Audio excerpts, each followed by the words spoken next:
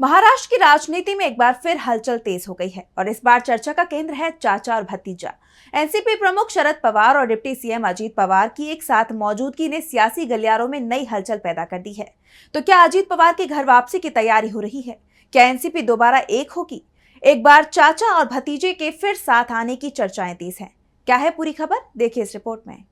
महाराष्ट्र की राजनीति में सियासी समीकरण बदलने के संकेत मिलने लगे हैं। राष्ट्रवादी कांग्रेस पार्टी यानी एनसीपी-एसपी के प्रमुख शरद पवार और उप मुख्यमंत्री अजित पवार की नजदीकियां बढ़ती जा रही हैं।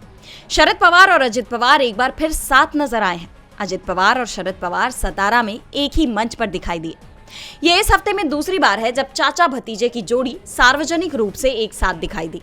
रियात एजुकेशन सोसाइटी की एक महत्वपूर्ण बैठक सतारा में आयोजित की गई। शरद पवार इस बैठक के लिए सतारा में थे और बैठक में अजित पवार भी शामिल हुए। दिलचस्प बात यह है कि इस बैठक में दोनों नेता एक दूसरे के ठीक बगल वाली कुर्सियों पर बैठे थे। बैठक के दौरान दोनों नेताओं ने मिलकर फैसले भी लिए हैं। इस बैठक का एक वीडियो भी सामने आया है जो इस वक्त काफी चर्चा में है। अब इस बैठक में दोनों के साथ नजर आने से कई तरह के सवाल उठ रहे हैं। कहा तो यहां तक जा रहा है कि क्या अजित पवार घर वापसी करने की तैयारी में है, क्योंकि ये पहली बार नहीं है जब दोनों साथ में नजर आए हों। इससे पहले भी अजित पवार के बेटे की सगाई में पूरा पवार परिवार साथ में दिखाई दिया था। और हाल ही में अजित पवार ने जो बयान दिया कि वो शरद पवार को पहले भी भगवान मानते थे और अब भी मानते हैं, उनके इस बयान की काफी चर्चा हो रही है।